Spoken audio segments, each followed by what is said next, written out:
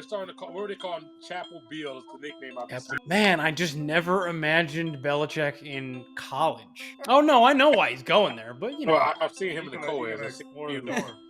We're gonna see. I've seen a few memes about him on freshman moving day as the co-eds are starting moving to that place. Yo, you need help? I just think Bill's bored, honestly. I think, honestly, he just wants a challenge, and college is a challenge to him. What did Bill Belichick say? Just know your role. Don't stand out. Don't be flashy. You think this is going to fly with these 17-year-olds? Coach Belichick, is this you? Yeah, it's me. It's so nice to talk to you. Yeah, we just really need you here. Good job. Squad up. Back in the Quad Box episode 141. Cinco Squad is back in the house again. As we always tell y'all, make sure y'all like, comment, subscribe. We want to hear what y'all think. We know it's going to be a great episode, but we want your thoughts throughout this episode. Things are starting to heat up. Football is heating up. The fantasy football playoffs are starting to heat up. Yours truly, unfortunately, will not be the returning champ. Now, did I have the most points in the league this year? Yes, I did have the most points in the league this year. But sometimes you get a rough schedule and shit just happens like that. We were talking about that earlier. We got John versus Mike. Jay, who do you got in that matchup? I got John, man. John's team is performing great. I'm not a prisoner at the moment. He pretty much almost scored 200 without his best player. So, unfortunately, Mikey's team has been up and down. Even though he's close to John, John's team is on fuego right now. So, and the matchups look good. Even though Mikey has a good Flowers matchup this week, I still like John. And we also have Brandon going against Kyle. That's going to be our semifinals. Where's the ring? Where's the ring? Rings don't get exchanged. You got to buy a new ring if you want the ring. Have you ever just walked in and just said, hey, give the ring to that? You think Jason Tatum's going to hand his ring to SGA at the end of this year? Not going to happen. Yeah, and I just said that too. I'm putting that out there. I'm putting that energy out there right now. Good and early. Speaking of rings, though, we got some breaking news that came up a couple days ago. Our guy Bill Belichick is actually going to become the coach of the North Carolina Tar Heels. Mike, your North Carolina Tar Heels. How are you feeling about Big Bill going out there? And they're starting to call, what do they call him? Chapel Bill is the nickname I've been seeing out there. What are you feeling about that, Mike? So first off, let us clarify that that is my secondary football team, obviously the University of Notre Dame being the primary college football team. But I did not expect this because, man, I just never imagined Belichick in college. And so I put out, when they first rumored that he was going to be hired, I put out a post and I stand by what I said. I don't know if he's going to like it because it's so NIL based and doesn't seem very like team based anymore. I don't see Bill going into the transfer portal. It's a weird concept to me of Bill Belichick, the college coach. He's not going there for the football. Oh no, I know why he's going there, but you know. Well, I've seen him in the co-eds. I've seen a few memes about him on freshman moving day as the co-eds are starting moving to that place. Yo, you need help? Yeah, he's out here pushing the left tackle out the way so he can go help. Why do you give a freshman NIL money that doesn't play football? Don't worry about it. Yeah, all this talk. Todd Golden shouldn't get. Gotta be careful. Todd Golden was playing. Right? But yo, he looks like Todd Golden. Actually, when I saw him at the Orange Bowl Classic last year, I was like, oh, that's the SID. I didn't know. And then he walks in and he's like the head coach. I'm like, oh shit, that's. I didn't realize he was the head coach and like how normal like he like looks. He doesn't look like a head coach normally. So Bill going. But the story's got brushed under the table for the right reasons.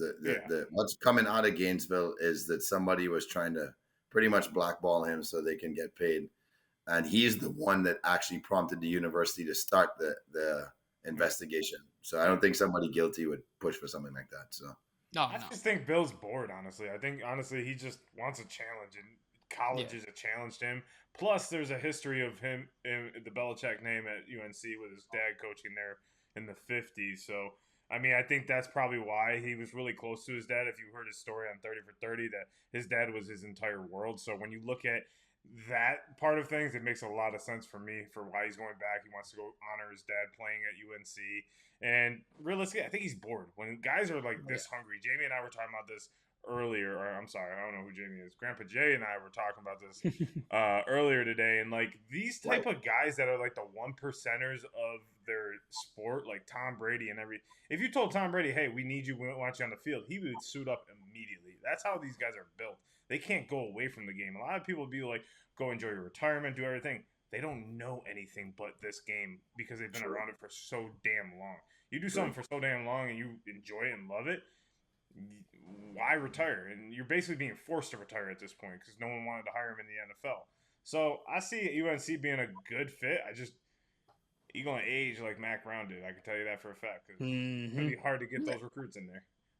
Man, this shit ain't about to work. The fact this ain't gonna work. Because I just imagine, and you go back and refresh yourself. I don't know if it's going to work. I just saying, like, I understand why he wants to still coach. Oh no, yeah, that's fine. He wants to.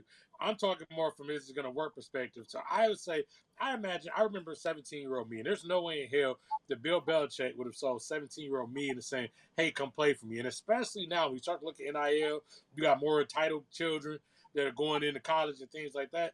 What did Bill Belichick say? Just know your role. Don't stand out. Don't be flashy. You think this is going to fly with these 17-year-olds and tell them, no, you can't be flashy. No, you don't need to be pulling up to the facility in a Benz. Nobody trying to hear that shit from Bill. So I just don't see Bill and this type of shit working. And then the whole, like Mike said, transfer portal shit. I don't see Bill out here chasing dudes, jumping up, saying, "Please come play for me." He wouldn't do that in the NFL. That's literally the requirement of college is to go chase these folks. But look, he's gonna hire the right people to do that, right? But I just love imagining a situation where he's like, "Well, shit, I'm gonna lose my 5-star. I got to give him a call," and he's on the phone, and they're having that conversation. He's like, "Coach Belichick, is this you?" "Yeah, it's me." "It's so nice to talk to you." "Yeah, we just really need you here."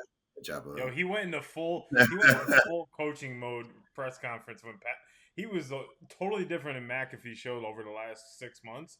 And then now you go see him now. He went full back to press conference. He's like, "Yeah, Pat, I'm just not going to talk about that right now. I'm just not." Come on, dude. Like, that shit ain't going to fly. I mean, I don't know.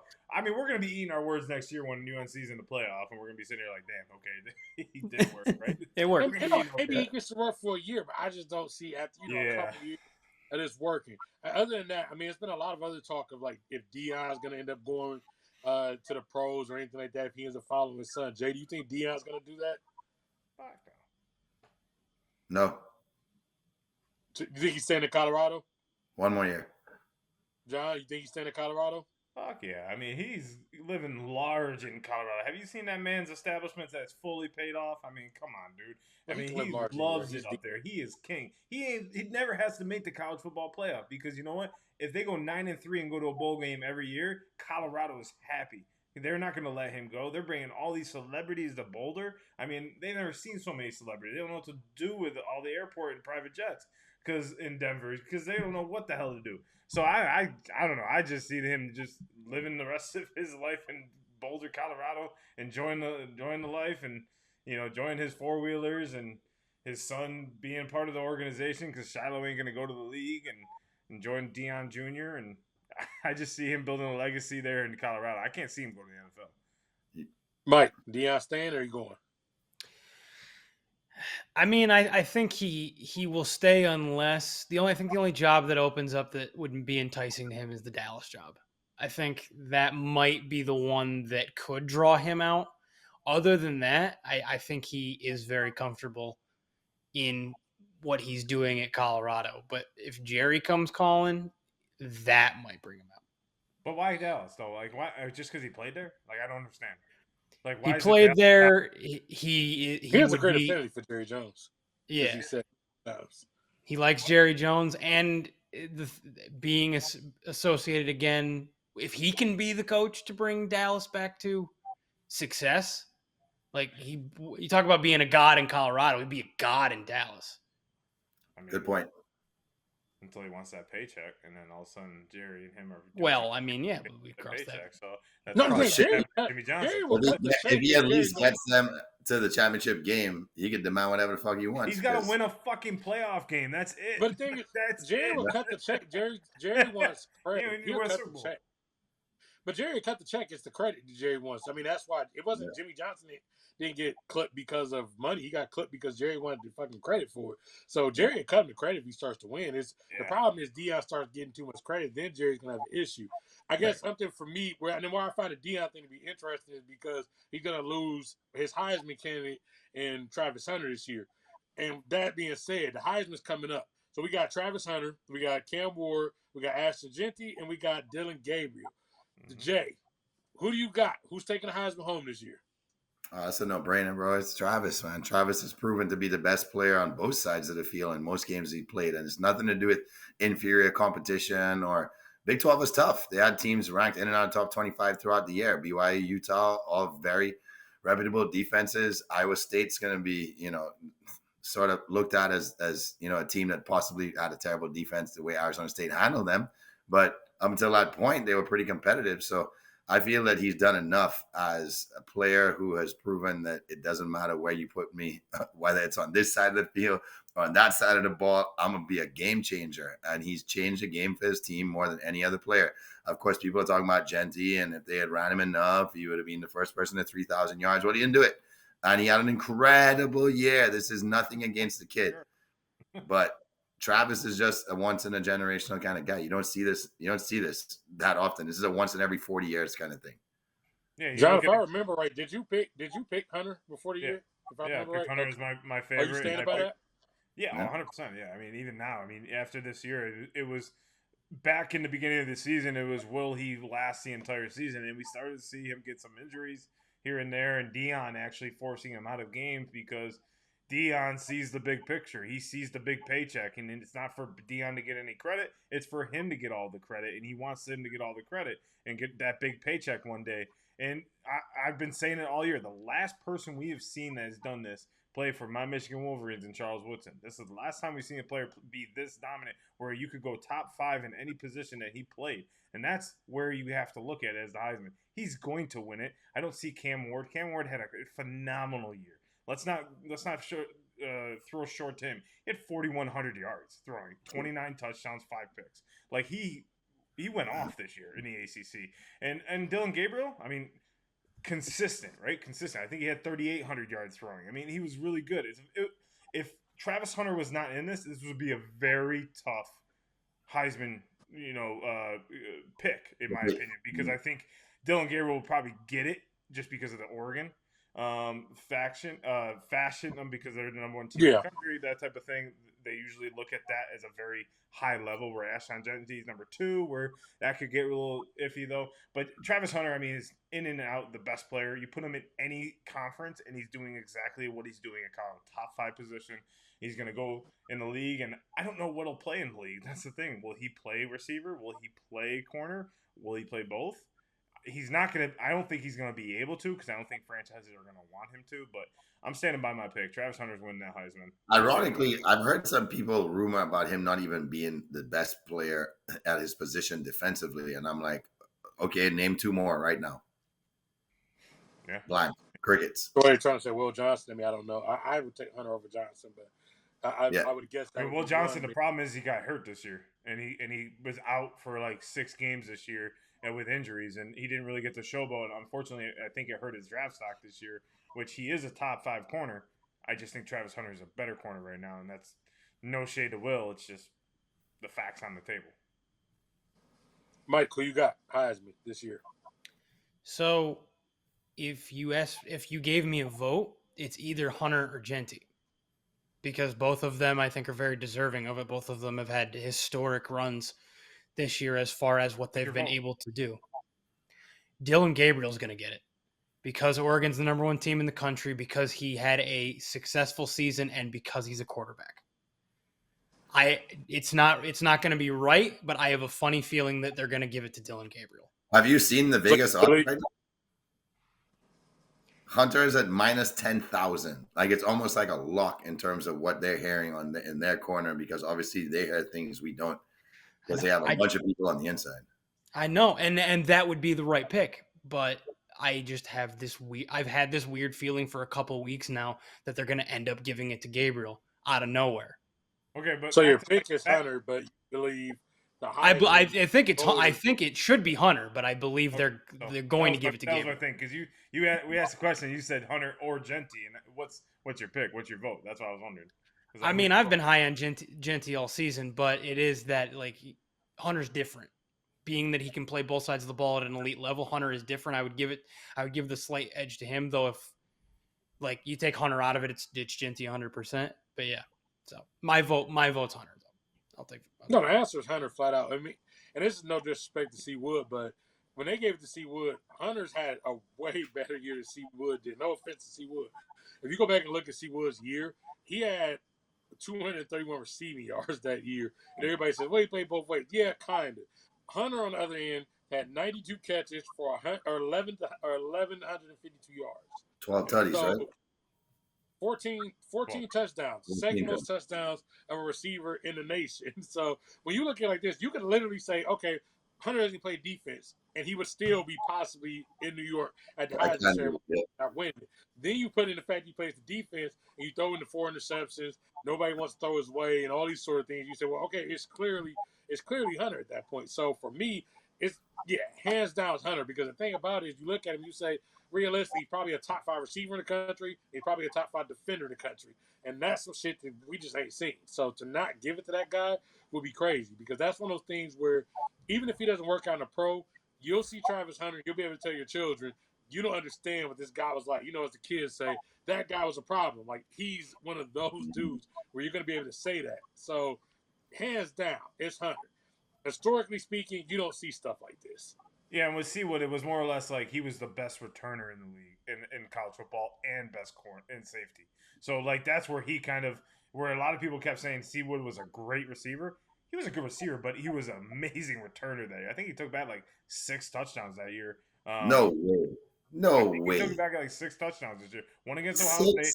I think it was 6 or something like that. It was like some stupid, crazy yardage he had. But he was a great returner and he was a great safety. That's what made him kind of a dynamic duo. But he also played receiver, which was scary because you could get him. 1 punt return for a touchdown that year. 1 punt for a return. Okay, I thought it was something like crazy, like 6.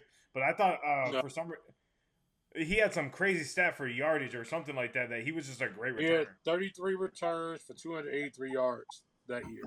Oh, okay. Well, maybe I was completely wrong. No, the legend of that year. No, because the way they legendary picked that year is a different thing. And I'm not, like I said, shading C. Wood. Yeah. He's first ballot Hall of Famer, deserved to be that, deserved the Heisman that year. But this, again, reminds you how much of a freakish year that Travis Hunter's having, because everybody's made the C. Wood stuff retroactively way more legendary than it was when you look at some of the stats of some of these, you go back, you look at some of the stats of yesteryear. That got us to talking, though. We were talking about, we want one of our favorite games, this or that. So what we're going to do is we'll go round table. We're going to take some of our legendary college players, and we're going to say this or that. We'll take 2 different Heisman winners from different years, and we'll pick who do we think had the better Heisman year. Kick us off, Mike. What you got for us? So, gentlemen, this or that. Heisman Trophy winner Derrick Henry from the University of Alabama versus, I have to, Heisman Trophy winner Ernest R. Davis from Syracuse. Oh, wow.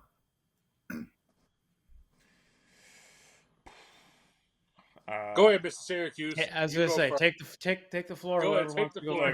I mean, at the time, Derrick Henry is a monster, and we continue to say he's a monster of a back. But, I mean, Ernie Davis kind of set the tone for running backs. I mean, Jim Brown was right before him, but to have a legendary career at Syracuse and win the Heisman Jim Brown didn't get it that year, but there was also different times, right? We're talking about really, there was a lot of like racism in that time of the year where Jim Brown probably got gypped out of the Heisman in a lot of his years. I don't look at Jim Brown's stats that often, but I don't know what he really did at Syracuse. But from what I remember in 1960, I think in 1959 around there, he had some crazy years where he got gypped out of there. So when we're looking at Jim Brown, I don't think that you play that in the factor. Derrick Henry is a man amongst boys, I think, in the NFL and in college. I mean, he just overtook the game, and it's continuing. He's 10 years in the league, and he's still running at a very high pace, still almost getting 2,000 yards a year. Just unreal. So when I'm looking at that type of play he has in the NFL, the way he dominated college football that year was just unreal. You give it to Henry, and he's off. Ernie, similar, but I still think Jim Brown had probably the better career at Syracuse. But Ernie kind of, broke that barrier, which was great. I mean, broke the barrier. So if I had to pick someone, I'd probably pick Derek just because of the consistency that he's having in the NFL and that was the larger light. You give it to Henry, they won the Heisman. And I mean, they won a game pretty much. You give it to him, he would just kind of take over games, and he would just run through guys, run through D linemen that are like 6'8", 6'5", and just run 350 and just run them right over and go right into the end zone. So I'd have to say Derrick Henry had the more impressive season, even though Syracuse won a national championship that year. So did Alabama. It's kind of tough, but I would say Derrick Henry. It's not tough. No offense, Ernie Davis. Ernie Davis never had a 1,000-yard rushing year in Syracuse. Yep. Quiet as kept. So, yeah, Derrick Henry literally, everybody knew it was coming. He took the ball and he made it happen. Wasn't it also like last year's season back in 1961? It wasn't only 8 games they played? Yeah, it was like 8 games, yeah. No. Or was it 12? He played 9 games that year. The other 2 years he played 10 games. Yeah, so that plays a factor a little bit, though. Yeah, but if you take 9 Derrick Henry games, you still significantly have more. Remember, Derrick Henry had a crazy Heisman year that year. I think that's just a hard one because of the years, though. Like and I totally get why we're doing this. At the end of the day, you're taking 2 generations of, the guy back in 1961 where he doesn't have all the stuff around him that Derrick Henry has now, and that plays a factor. And that's going to be in the comments when we post this. It's the fact that, he played in 1961. He didn't have all the technology and everything that Derrick Henry had, and it's like, yeah, but Derrick Henry was.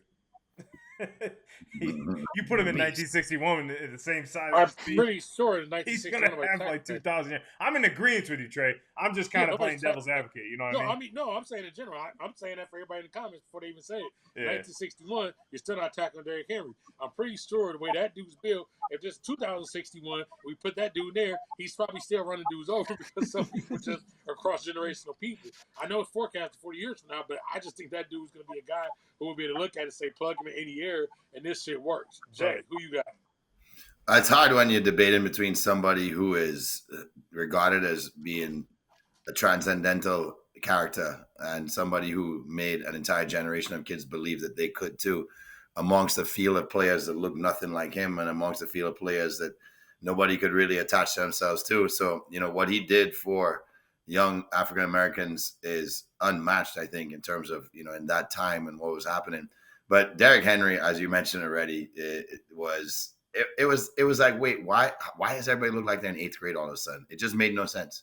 It made no sense how dominant he was. So just from a dominant standpoint, and you really have to look at their play on the field, because a lot of times you can say what the Heisman is, maybe based on the story, right? And he had a short season, he may have got more yards, but Henry just dominated every time Bama needed something. It was just like, it don't matter who you put up there. It don't matter who you stack up there. My guy is going through that, and it's an afterthought, right? You're going to see his butt, and that's it. Just look up and see his butt going 10 yards in the wrong direction towards the end zone. So, Mr. Henry. I mean, you could look at something else. Well, if you're on the ground lying down and then you look up all of a sudden, you look outside, you're either seeing 2 tree trunks about the size of the lineman's freaking 2 legs combined as one of Henry's legs. So you're either seeing 2 tree trunks or what's attached to it, rumbling and stumbling to the end zone. So yeah, I mean, look at Derrick Henry's senior year, or not senior year, I guess, junior, where he won it. 2,200 yards rushing, 28 touchdowns. And then he had 91 receiving yards, and he didn't have a touchdown. But, I mean, dude, that dude was unreal from the yard line of scrimmage. I mean, I was going to tell you, most players would have got their total yards because they have like 300-400 receiving yards as well. I mean, for him, he broke 400 yards, so 23. Yeah, I mean, it's just like you said, he's a man amongst boys at that point. It's just like he was just running through everyone, and then then it was funny because I think it was like the year before, or the year after Mark Ingram run it. It was like 2 polar opposites of running backs for Bama that won it. Mike, go ahead. Tell us why Ernie deserves this. I would love Ernie to deserve it. Henry had the better year. He 100% had the better year. The numbers are all there. The obvious success is all there. The thing about Ernie's is like Ernie wins it if you ask what Heisman meant more, obviously, because He's the first African-American player to ever win it. By the way, John, I looked it up real quick. Jim Brown probably should have won it in 1956, his last year at Syracuse. He had 986 yards and 13 touchdowns, led the country in touchdowns with those 13. So he did have a good. He probably should have won it at that point. But no, he deserved it. I mean, life was a different. America. Yeah, life was different, unfortunately. Yeah, America wasn't going to handle that. Yeah, which good. I can say, and obviously this comes up because I am proud to say that he's from my hometown, or he's from my hometown, and the first guy to do it's from my hometown. So that's what makes it special. Yeah, I don't know if I've mentioned that before, but say it again one more time. Ernie Davis is from my hometown. I went to a middle school named after him. We could put together a compilation of all. Did you know Ernie Davis from my hometown? You know Ernie Davis from my hometown, Elmira, New York. So was Mark Twain. That was Mark Twain. I actually went to his high school. I actually went to his Ernie Davis is much more cool than Mark Twain, so we'll stick with Ernie Davis part of this. Even though depends on who. Yeah, depends on who.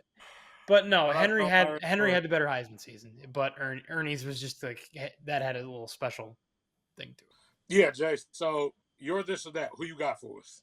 All right. So for me, guys, it's an all Trojan affair. I'm taking it to the last USC quarterbacks to win it. That's 2002 Carson Palmer and 2004 Matt Leinart. So Leinart or Carson? What you guys got? I mean, it's Leinart easily because I think he won the national championship the year I think they won the national championship the year that he won the Heisman. He was having crazy, stupid stats that year, and unfortunately, Carson didn't win the national championship. That's the only reason why I say that is, He won the Rose Bowl though. Yeah, but I mean, okay, back then it meant something, but still, it's not a ring. It's a ring for the Rose Bowl, but it's not a ring for that. Yeah, but we're talking about the Heisman. We're not talking about the ring or not, because at the same time, Reggie Bush won the Heisman next year, but Vince Young won the ring. Yeah. So did we degrade Reggie Bush's Heisman off of that? The answer is Carson Palmer. The reason it's Carson Palmer is because he was working way less than Matt Leinart. Matt Leinart was working with everybody and mama over there, which made his year actually much more easier. The reason Matt Leinart got to actually move like that was because Carson Palmer in that class set up where everybody was like, USC's cool, I want to go there. So next thing you know, they're running with Reggie Bush, Lindell White backing up. You got Dwayne Jarrett, you got Dominique Byrd. That was a stacked team that everybody in there was going pro. Carson Palmer didn't have literally three backups to back up in pro. I mean, think on this on the defense. Clay Matthews couldn't barely get on the fucking field because they were so stacked out there. So I give Carson a different type of credit because he did that shit with less around him. Yeah, I guess. Mike, you were there. See that point now, and then you look at the landscape of what I just did for Ernie versus Derrick Henry in the NFL. Obviously Ernie tragically passed away because of cancer, but obviously that's not on him. But Carson was a 10-year starter in the NFL for the Bengals. So, yeah, he was. Yeah, and then remember he still went to Oakland. Started. Matt Leinart flamed out his third year, fourth year in the something like that. Yeah. So and the difference with these two, even versus Ernie Davis paved the way because he was the first black Heisman. Right. But Carson Palmer literally paved the way for that guy because he was the guy before him who made the right program. So that's like saying more of a closer comparison. Mark Ingram makes it cool for Derrick Henry to show up Alabama's a running back because that dude literally is why USC started taking off and all the recruits showed up. It was because that USC squad with Palmer and them took off. Mike, who you got on this? Yeah, I hear your argument 100% for Carson did do it with far less talent, and he helped to set up the new mid-2000s USC brand, but it's Matt Leinart. And the reason why it's Matt Leinart is because if you say Carson Palmer to the average football fan, they will think Bengals, Cardinals, Carson Palmer. When you say Matt Leinart to a football fan, it's USC Matt Leinart. So the fact that it's the indelible memories of your average football fan, I believe for them are different in the sense of like, if you tell most people, I don't think most people realize that Carson Palmer won the Heisman. That don't pay attention hardcore to college football. A lot of your even fair weather fans know Matt Leinart won the Heisman. But I would ask you this: if you take Matt Leinart and he's not on TV, do most people know he won a Heisman? Do most people know the fuck he is? Because the most memorable person of that USC squad is the guy who won the Heisman the year after him, not him. We remember that dude because he's on TV right now. I suppose so, but like I guess my point is that when you introduce them, Carson Palmer is X number of year NFL veteran. Matt Leinart is Heisman Trophy winning quarterback. I guess Matt Leinart. a little bit sticky there because the question is more of who had the better Heisman, not who had the better NFL career. So I'm not taking the NFL career into anything about this conversation because that changes everything about any conversation we have. Because now we got to start talking about guys like Eric Crouch and say, okay, well, that guy didn't even make the league for a year. Or we say somebody like, what's my Jason guy, White. Charlie Ward, he goes to play basketball. Is that the greatest Heisman? I think you're 'Cause he thinking goes to play about for the like Knicks? that fair weather fan that's not really watching college football and everything. But if you're a diehard college football fan, you're thinking. I mean, I agree with you that Matt Leinart I think is the better Heisman, but to Trey's point, he also had a stacked lineup in his corner, and Carson Palmer was dealing with less. I don't think if I go to the average college football fan that actually knows college football, you're gonna know Carson Palmer. You're gonna know who he is and what he did in the early 2000s. Yeah, if you don't, then I don't 90s, feel like actually, about early college 2000s. football. Yeah, he balled up. Like it was basically like every single weekend. It was like Carson Palmer did this, Carson Palmer did that. It's like it was crazy around that time of year. Like USC was crazy around that time. So I think what you're thinking about is the Fairweather fans that don't know Carson Palmer, which I wouldn't ask those fans anything because I mean we did it at the Florida Georgia game. Like who's Tim Tebow doing? 21-year-old, and they're like, I don't know who Tim Tebow is. Oh, he only has a statue in the middle of the freaking field, but don't worry about it. No, see, I agree. And I agree with John there. And that's why I say the saying to Matt Leinart is, okay, take Matt Leinart's career, take him on TV, and that same Fairweather fan. If you're a fan of the Carson Palmer, I don't believe you know Matt Leinart if he's not on TV because one of the reasons we have to know Matt Leinart, he would have been, what's the difference between him and Eric Crouch or any of these other guys who won a Heisman and disappeared? Because that's basically they were only 2 years apart, right? Yeah, he's the next quarterback. He's the quarterback after him. They were at school at the same time at the point. It was like 05 for 05 for Leinart and then 02 for Palmer, right? Yeah, 04 for Leinart. Yeah, 02, 03 is Palmer's year. 04, he's the quarterback. He's his backup. So it's not like they weren't there at the same time. So I don't know. That's kind of for me. It's like, hey, if you don't know Palmer, that means you just don't know football in college. Then at that point, meaning you really don't know Leinart outside of watching him talk next to Reggie Bush. And if the reason you know him next to Reggie Bush is because Reggie Bush is the highlight guy, not him. Jay, was your question though? What you got for us?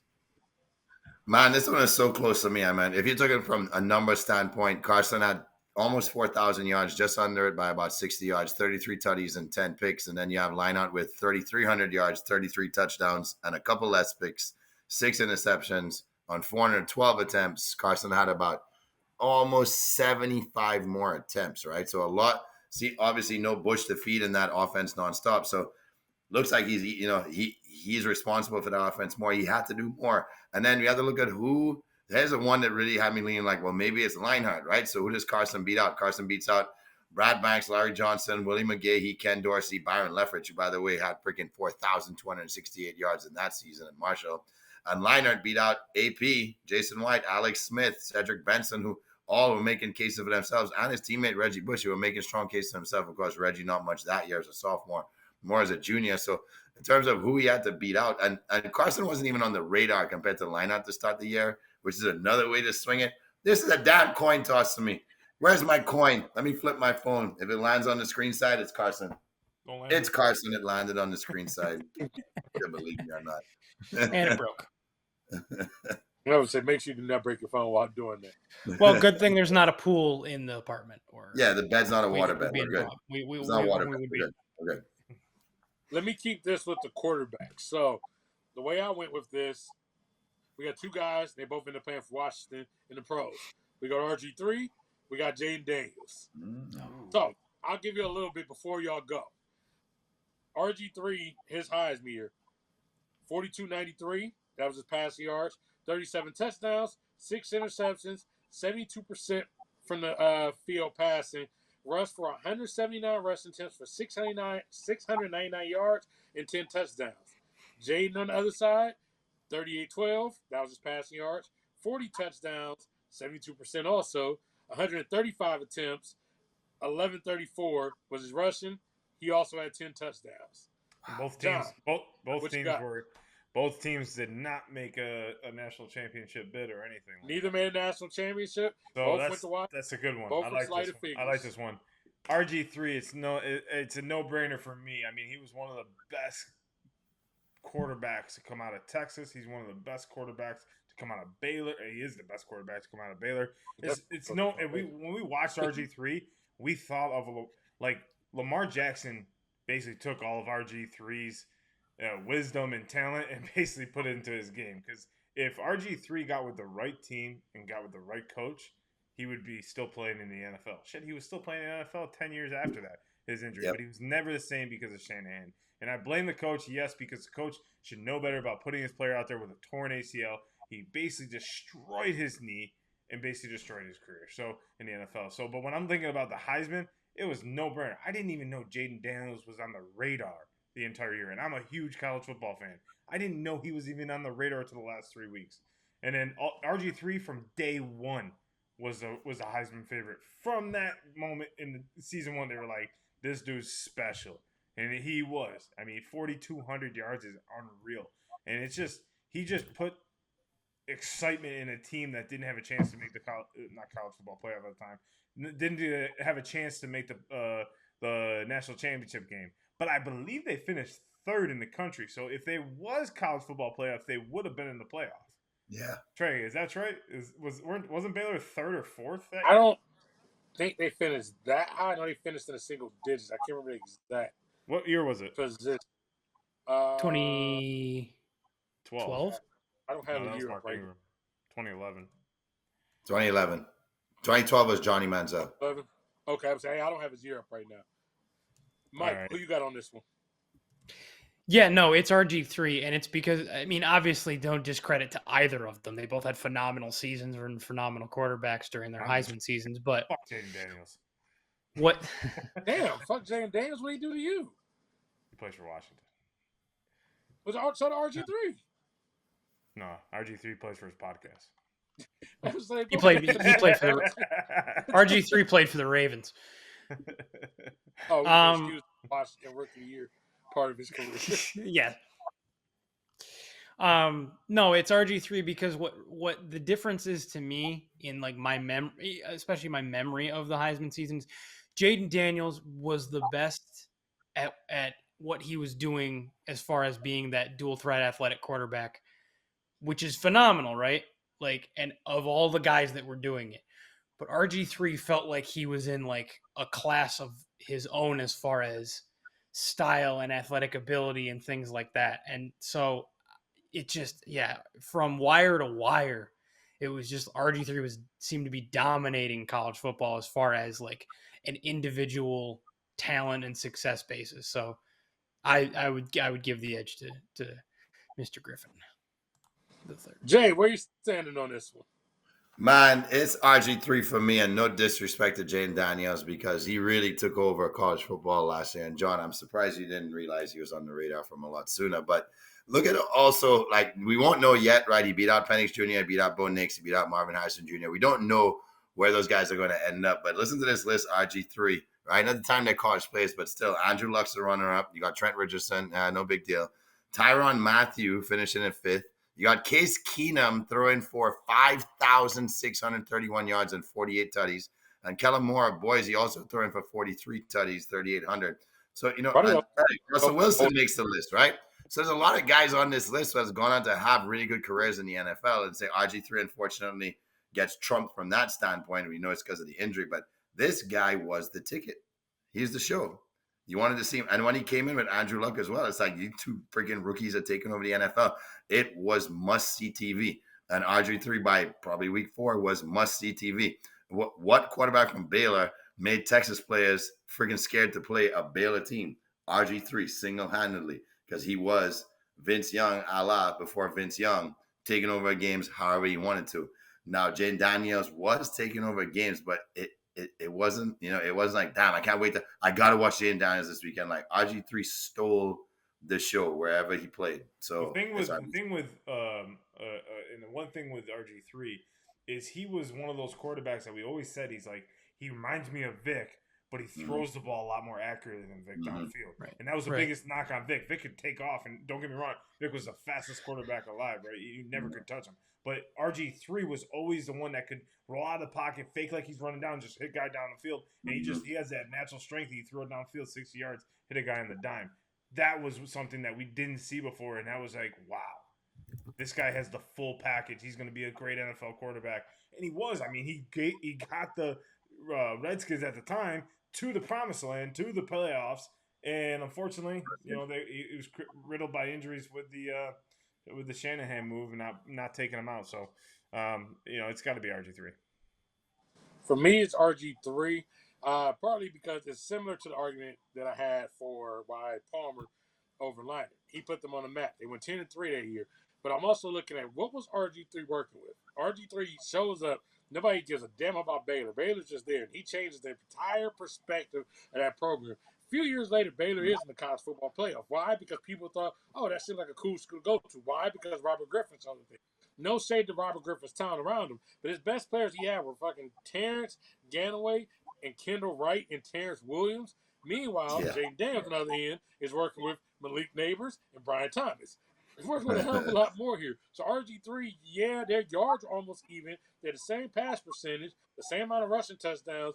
Daniels ran the ball a little more, so he had a little more yardage. But RG3 was literally the system. No offense to Jane Daniels, but there were other players you may have been able to plug in that system and figure it out. There was no other replacement for RG3. You couldn't look to some other guy in the country and say, I would have plugged him in and we would have got the same result. That guy changed the culture. That guy changed the team. And that's why RG3, to me, has to be there. Because I think RG3 had one of the best Heisman years that I think in the long run people are going to give it the credit it's due. But he had one of the best Heisman years I think that anybody's flat out had. Mm-hmm. John, that's good. What you bringing to the table for us? Who's it this or that? Mashed potatoes, corn. Ooh. Oh, players. No, I said for us. I know if we bring it to the table, then you're going to eat it and not leave us anything. So what's the table for all of us? I eat, you guys watch. That's the game plan. So I'm going to take it to two former Florida quarterbacks, both that won the Heisman, and it's going to be not at Florida though. One didn't win it at Florida though. It is going to be Cam Newton versus Tim Tebow. That's a good comparison. Great day. Good comparison. Who do you got? Come on, do the prayer. Cam Newton versus Tebow is actually not even hard. Just Cam. And again, because this isn't hard. Because was it not hard? No, again, you go pull up the rosters while we're here. Pull up the Auburn roster. Yeah, but that seems to be your deciding factor. But the player themselves has to have an impact despite having great players around him. Cam literally had not another pro on the team on offense. He literally was the entire system was Cam Newton. Tim Tebow, again, had other people with tackle talent to give the ball to throw the ball to. Cam had no other talent to give the ball to. Please pull up because Michael Dyer is not that great of a talent. That's the running back. I forgot about him. Exactly. You forgot about him. I bet you didn't forget who fuck Percy Harvin was. All right, let me go up to you. You got Deshaun Wynn. Deshaun Wynn. You have Deshaun. Oh, you got Percy. You got Percy Harvin playing. No, I'm talking about Florida. Percy Harvin might be the only name you could recognize on this roster. Aaron Hernandez. Yeah. Yes, Hernandez, bro. We recognize Hernandez. Hernandez did. He was I know he went out and did what he did, but the reason Hernandez still was a fan. No, I'm looking. Michael. I'm looking at the roster right now. Oh no, sorry. This is freshman year. Did there? Yeah, my bad. No, I mean, honestly, what about Chris Rainey and those guys? Funny. So no, I mean, that's a big part. Regardless of it is. I mean, go ahead, Trey. No, so that's a big part of my thing. But again, okay, you said culture setters. Yeah, they both set a culture. But the thing about it is, again, Tebow did set a culture, yes. But Tebow also had Urban Meyer, another culture setter with him. Who in the fuck was coaching Auburn back then? The entire system, the entire program was based on Cam Newton. And that's exactly, we're all sitting there thinking about this right now. I remember the guy at glasses. I don't even remember the guy's name. The Cam was literally everything to that guy. If you take him out, they are literally probably like a fucking 5-win team without Cam Newton. That team was awful. I will be quite frankly honest with you. Again, no offense to Auburn team, but also offense to Auburn team. That is one of the worst national championship teams I've ever seen in my life. I'm dead ass serious. Mikey, the team was fucking terrible. Yep. What do you got? Mike, what you got? Yeah. So if the question was to who has the best college football career, it's Tim Tebow, but best college football season when they won the Heisman, it's Cam Newton, 100%. Yeah, career season. What? That's not really career. Yeah. Comparison. No, and I'm saying like year. it's far and no, that's what I'm saying. It's far and him. away Tim Tebow for career, But in that single season, it's Cam Newton. He changed the game entirely, essentially, like Trey said, by himself. I'm going to take a wild guess because I haven't looked it up. I think Auburn's coach that year was Gene Chizik. You're Sounds right. right. No, you're right. Yeah. It's Gene Chizik. You were right. Yeah, That's when you the said glasses, I'm like, oh, yeah, Chizik. glasses. I could see the guy's face. I couldn't Yeah, remember yeah. glasses. First, I wanted to say Gus Malzahn, but I knew that was after Cam. That was the guy after who. Yeah, that was the guy after. Type of shit. It was Gene Chizik. But no, it's 100% Cam Newton. Like, he was an absolute force by himself that year. Tebow, also a force, but yeah, he had a little bit out. Jay, Tebow tormented your he tormented your Kentucky Wildcats. Go ahead and tell us why Tebow is the better pick here. Because he tormented the entire country and he put his school on his back. And Florida needed somebody to come through to revive the program after pretty much going, well, Rex Grossman flirted with it, but after going 10 years, hey, it's getting pretty dry here. FSU seems to be doing better than us. He put them on his back. Hometown boy, right around the corner there from Lakeland. So I just go up the road to Gainesville. What'd Cam do? What'd he do? He left. Cam shouldn't have shot someone with a paintball gun or stole a laptop, whatever the fuck he was doing in Florida at the time, because Urban Meyer's had no control over his freaking players, as we know now. But at the end of the day, the reason why I had to leave is because Tebow was a better player than him. And then he got better, obviously, as he went to Auburn. But I thought we're talking about the year they won the Heisman, not. Yeah, I'm just saying. Compared to the year they won the Heisman, but you couldn't beat out the guy on the roster with you. You should have been in the one in Florida winning national championships if you, to me, are the better player. Now, if we're comparing Heisman years, hold on. Tebow was supposed to win the Heisman in his freshman year, and he didn't. They gave it to Reggie Bush, rightfully so. All right. So same thing. Why aren't you stepping up as a freshman doing what he could do? Tim Tebow to me was just a guy that believed he could, and Cam knew he was a guy that could. I like the guy that believes in himself, even though I loved watching Cam more because I will never cheer or give a Florida Gator the credit they deserve. But I'm going to have to go with Team Tebow on this one because the guy was just different, man. He was different. Not to say Cam wasn't different, but there was something. But you said that he changed because Rex Grossman almost got there. Man, Auburn had been shit since like Bo Jackson had been there in the 80s. I get that, but I think there's more pressure on you. I think there's more pressure taken off a program where you're supposed to. Cam wasn't supposed to do shit at Auburn. So when you take over a program with zero expectations, you're playing loose. And then when you take them to the promised land, you can see it as a fluke year because it hasn't happened since, right? Every year you got to take over that program where the expectation is SEC win, bust, complete the national championship. You have a lot riding on your shoulders. So it because of that probably being a deciding factor of having to handle that pressure and living up to that pressure after giving that damn speech. God damn that speech, that freaking kid. So, yeah, I'm going with Tebow. Yeah, I mean. Go ahead, John. Take us away. So here, I've been noted on this show and on many times saying Cam Newton is the best player to ever come out of college football. With that being said, it was Tim Tebow just because of the time and where he took over Florida. I'm hitting on Jay's points of coming into Florida where Florida was basically the baby brother of Florida State, the baby brother of Miami. They were looked at as the third, fourth, with UCF too, fourth best team in the state. He had a lot of pressure coming into Florida, and he took that pressure. And yes, he had guys around him. He had the guys around him. Yes, he had. I'm going to keep repeating until I can finish. Yeah, that was a play. But yes, he had the guys around him to do so. But if you watch that entire season, which I did, and I watched Cam's season, he manhandled a lot of pressure. I mean, he was the first one to do the jump pass into the end zone, which was cool. So I mean, I got to take it to Tebow on that. What? That's the year he was supposed to win it, but they gave it to Reggie Bush. He was supposed to win. Chris Leak was the starting quarterback. Why was he supposed to win if he wasn't even the starting quarterback? Chris Leak was the starting quarterback the first year. No, Chris it Leak, was 2006, he did not start. It was his sophomore year he started.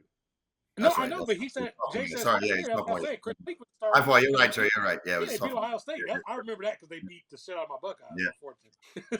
So it was more or less like I think, and I think Tebow came in at the end of the year for Chris Leak, I believe. Chris Leak was still starting. They would bring him in. No, Leak played it out. Yeah. They were bringing him in for gadgets. Chris Leak started. I thought Tebow started the national championship game, didn't he? No. Leak started. Okay. Tebow made the jump pass touchdown because they brought him in on the gadget play, but Leak was the starting quarterback. Yeah, I mean, I gotta give Tebow just that little edge, just because I watched that year and I was like, damn, that team is like good. The team is good, but he was the driving factor, because I think if you put any other quarterback in that situation, I don't think they're as good as they. I don't think they are as good as they are going to be. But right or wrong, Cam do they at Newton- least Cam go Newton's 8? different beast, Do they right? at least Like go I always 8 said wins, this. though? I've always said this the entire time, that he's a different beast. I give Cam the utmost credit. There's a reason why I got his jersey in my closet. There's a reason why I got Tim Tebow's jersey in my closet. I think those two are two of the best college football players to ever suit up in college. 100%. And That's a that's good one. never going to change. I mean, Bo Yeah, Jackson up there. There's maybe one other guy in there that's probably the best in college football. And those two are the top two for me. Like, there's a reason why I got both their jerseys in my closet, because I respect both their games. But I'm gonna give it to Tebow because that's my boy, and that was my boy first. So No, and I'm not shitting on Tebow year. No, I know you're not. It's more to think of, because y'all are like, well, he changed the game. I truly believe that Auburn team does not win 5 games if Cam. They don't win 2 games. What do you mean? Yeah, Tebow. He had 1,400 yards and 4,000 yards. Still with 8 games. Now, He had 1,400. Cam had 1,400. He had 1,400 yards rushing, and he had 20 touchdowns rushing. Passing, he had 2,830 passing touchdowns. That's ridiculous. I'm not discrediting Cam's year of the productivity of the team. That's like 85% of their offense. Yeah, it's like literally that guy, which is why I say it's not a shade to Tebow or anything like that. To go back, I agree with Mike. If you say who had the better career, Tebow. If you say who had the better Heisman year, then I would say Cam. Tebow, I would say probably had a top 5 all-time career of college football. Cam, I wouldn't put top 5 all-time career because he didn't do it for most people. Tebow did it for literally 4 years, 3 starting, 4 impact years if you count the freshman year. He still has a big impact. Cam has a years. Next many people, outside maybe Archie Griffin, who gets 2 Heisman, that had that type of opportunity. So Tebow, we talking just all-time college football longevity. It kind of starts to become the thing. The argument there is almost the Jordan and LeBron thing. Okay, this guy peaked, but the other guy just longevity is so crazy. He's leaving with all these records and all this type of shit. Definition time. A crime typically one involving violence regarding as more than serious, a misdemeanor, and usually punishable by imprisonment for more than 1 year or by death. The definition of that is a felony. Now, according to Representative of Ohio, Josh Williams, flag planting, so he probably a felony. Yeah, you heard it right. Josh Williams wants flag planting to be a felony. Right now, Woody Hayes has to be turned in his goddamn grave. This got to be some of the softest shit I ever heard. He said he wants to preserve the rivalry of Ohio State and Michigan by stopping flag planting. So what happens when Toledo plays Akron, somebody plants the flag? Do they need to go to jail? I don't understand this. At the end of the day, this is a football game. So why are we trying to go out here and make felonies and things such as that for flag planting? Isn't there more pressing issues that you should be worried about, Josh? I do have to ask you that. On top of that, planting the damn flag in the turf, it's a pretty hard task to do. So we're worried about flag planting and things like that. Well, there's a lot of other more serious things in the world that Josh Williams could be worried about. So I'm going to say it like this. People are always saying, athletes, stick to sports. Athletes, just shut up and dribble. I'm going to have to say this to you, Josh. This is why politicians need to stick to politics, because people like you are trying to step in and put your own crusade in to ruin sports. So please, Josh, stick to politics. Including the CFP games. Trust me, folks, we'll get to those next week. Jay, what college bowl game are you looking most forward to this season? Here comes my SEC bias. South Carolina, Illinois, and here's why. The Gamecocks coming right in a 6-game win streak. All right, Illinois against inferior opponents, right, in the Big Ten. We want a 3-game win streak. So both these teams coming right in a hot win streak. But most argue that South Carolina might be the hottest team in the country to get a shot to creep in, because their resume wasn't good enough to begin the season, but they ended like one of the best teams in the country. And there's a guy named Kyle Kennard who actually got rewarded as Defensive Player of the Year that most people who don't pay attention to SEC football don't even know about. This guy's been terrorizing fucking quarterbacks in Columbia all freaking year long. And now you're like, oh, who's this Kennard kid? The guy's a freaking monster. So I want to see him I hope he plays. He probably won't, because, the guy's probably going to not want to risk getting injured, but would love to see him play in the bowl game. And that's probably the deciding factor for me, whether I want to see that game or not. Chances are he's not. That's a trend. But South Carolina has been playing really entertaining football. So I want to see them take out Illinois. We have a Michigan, man. Are you going to pick Alabama? I have a question. with the DJ. Yeah, go ahead. So, with all this NIL money coming in, Jay hit it on a good point. These guys are getting paid millions, and they're basically getting a contract from these schools. Are you guys okay with them sitting out these games now for these schools that could make them money? At the end of the day, a lot of players playing because of them. You see a guy like Shedeur Sanders, Travis Hunter's playing in it in their bowl games. Cam Ward's playing in his. There's a lot of these guys playing. And when you sign that dotted line, should you suit up because you signed that dotted line saying, yes, I will take that $10 million. Yes, I'll take that $8 million. Should you be obligated to play in your bowl game? That has been a hot topic over the last week and a half. And I want to know. Sold your soul. Go ahead, Mike, explain why. Why, Mike? Go ahead and explain to us. Because okay, you want to act like a professional, you want to get paid like a professional. Well, the professionals aren't supposed to be able to sit out these important games. They're not going to sit out a playoff game or the Super Bowl or anything like that. So, guess what? You're under contract, and based on your contract, we're gonna treat you like a professional, which means this is your job. So I don't get to just decide, wake up one morning and go, you know what? I'm just gonna not go to work this week.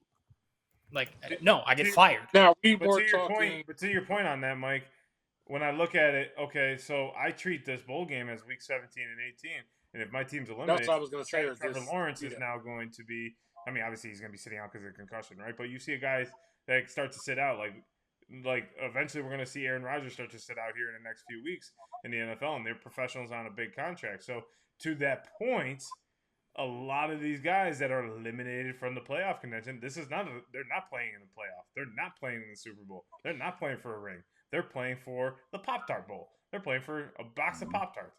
So, to your point, if you're being treated like a professional, then I got to treat you like a professional, and you're a money.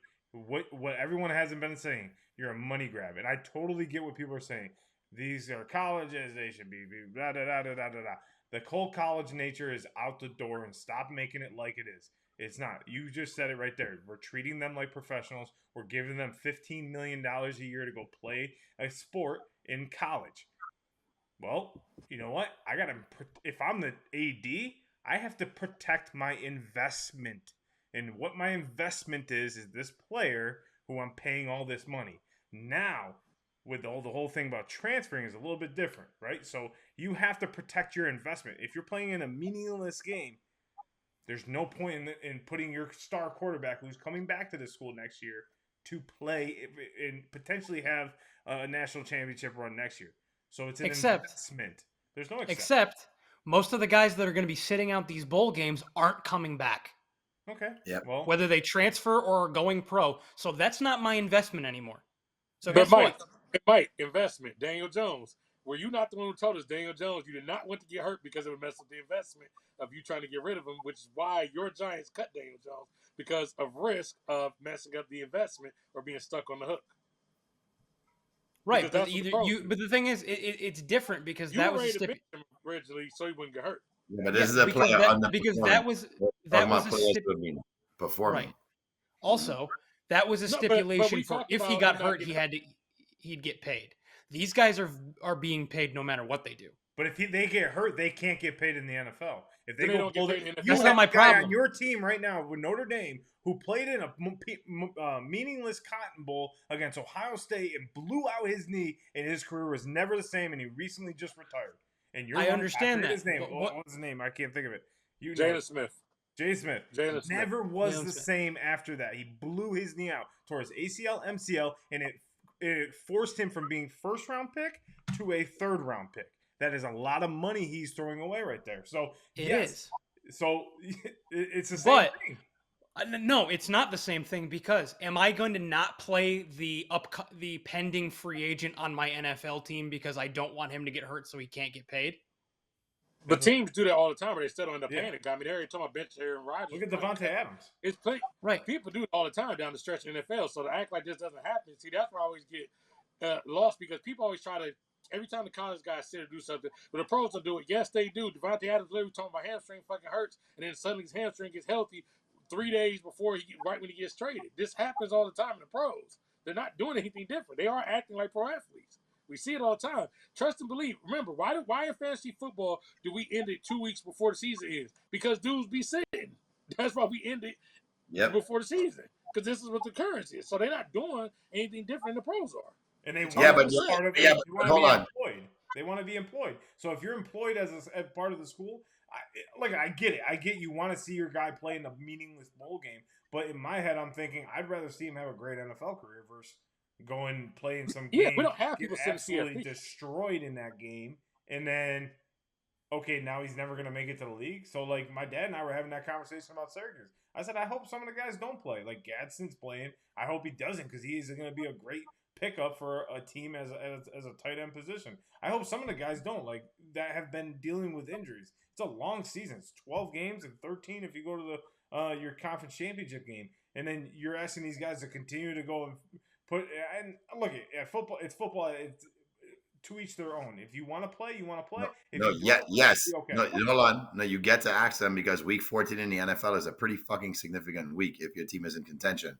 So why not prepare yourself? And I get what you're saying is, well, what if there's lesser talent on the other side of the ball now that makes a dumb tackle because they haven't been on the field as much? And yet we know these things can happen and we know these scenarios can happen.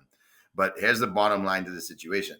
If the player is going to be the one that always gets to choose, they're going to end up now having the bargaining chip all the time to say, well, I ain't playing. And we spoke about this a couple weeks ago. I ain't playing if you don't throw another 2.5 my way. But that wasn't part of the deal. Okay, well, I've just rescinded on our deal because as of now, I quit. I'm not a student anymore. You know what I mean? Like, I don't have to play for your team anymore. Our season's pretty much done.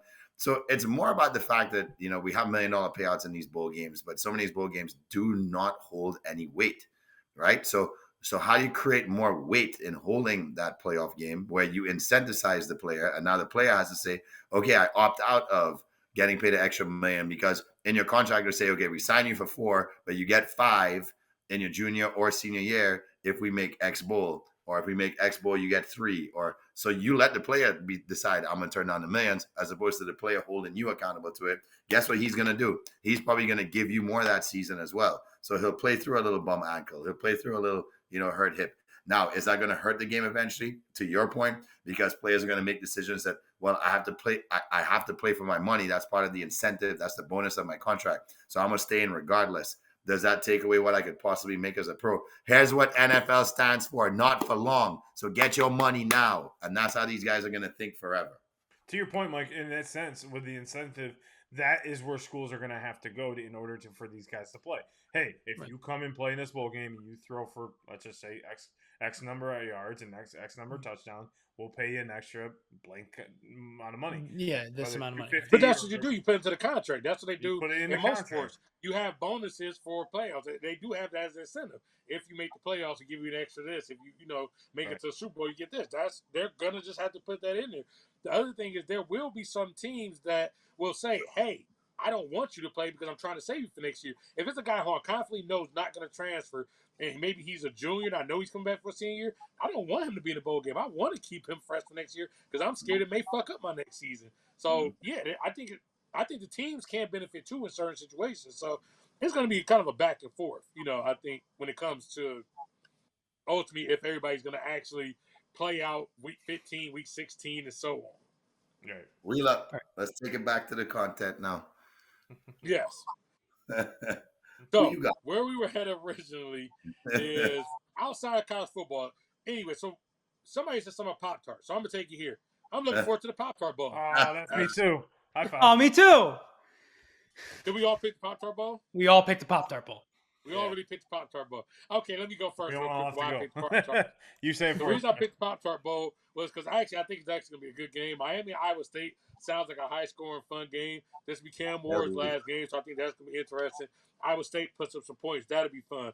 And then we also have to look forward to is we have the stupid-ass mascot, so we can sit there and laugh. But you know what they're doing this year? They have 3 of them joints. They have 3 Pop-Tart mascots this year. So I have a question for you folks. Mike, you go first. We have 3 mascots this year for the Pop-Tart Bowl. Which one are you picking?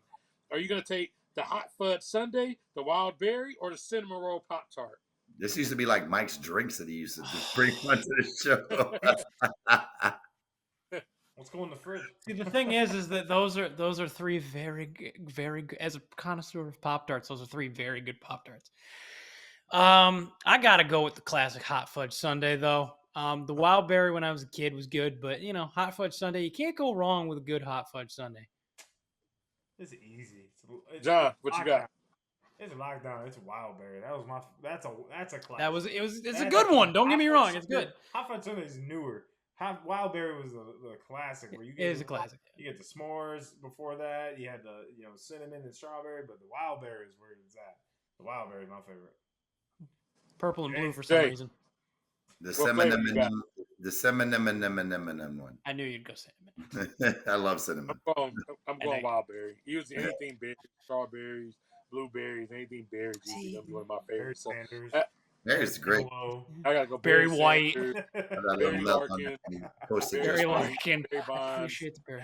Yeah, Berry Bonds. All right, last Pop-Tart question. Brent and Rick Berry. How toasted? Still has that softness to it, or are you making it to have that light brown because you toasted enough?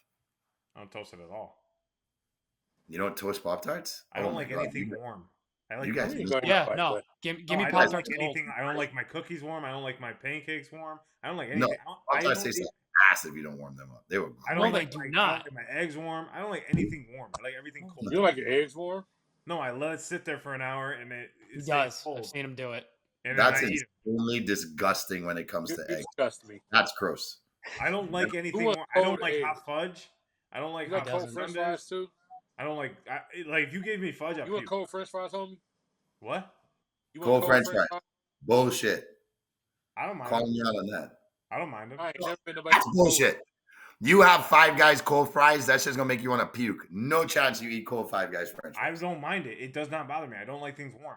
I am not a look who you're talking to. Someone who, if it was up to me, this apartment would be at 65 and we'd be skating to the kitchen and rolling around. No, never. I know. That's why I said if it was up to me. I know. That's what I'm saying. If it was up to me, like it's 35 here in freaking in Tampa, and it's beautiful. It's beautiful. I'm out walking in shorts and a t-shirt. I'm like, this is beautiful. I'm fine with cold stuff. I don't mind things. Like I don't like fudge. I don't like hot fudge sundaes. I don't like anything like that. Damn shame. All right, Pop-Tart Bowl though. Yep. Why? Why did you pick the Pop-Tart Bowl? I think because Cam Ward's playing, Iowa State's quarterback's playing. You got two guys who Cam Ward, like I said, 4,100 yards. You got the other quarterback. I think his name is Riggins. I think his name. Let me just look up real quick. I had it right here. We'll look it up. You Becht. I forget his name. Oh, Rocco Becht. It's Anthony Becht's son.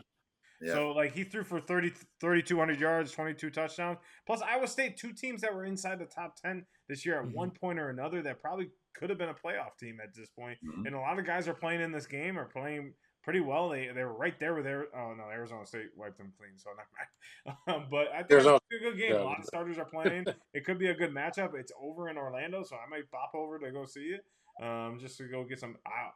Now, the big question, and I don't know if it's true, do they sell Pop-Tarts at the game? That is it. I got to imagine they do. It would make sense. Only one way to find out. We got to punch that ticket. Exactly. If I remember correctly, at least last year, they had Pop-Tart vending machines in the stadium or something like that. That makes sense. No, you get to eat the Pop-Tart. No, I remember hearing about it. When you win, you get to eat the Pop-Tart. Yeah, well, it's true. You do get Pop-Tarts if you win. But you're going to see me on screen who the hell's that guy? I don't know, but he's eating all the Pop-Tart mascots. Our resident Pop-Tart connoisseur, why are you interested in the Pop-Tart Bowl? Well, I mean, all you had to say, you had me at Pop-Tarts.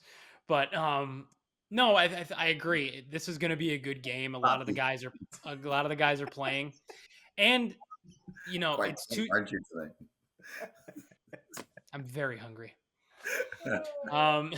That should be your pickup line. You had me at Pop-Tarts. You had me at Pop-Tarts. Yeah, they're putting your date profile. Pop-Tart. You like wild berry or hot fudge sundae? I like both. But no, as far as the football game part of it, these are two teams that narrowly missed the playoff.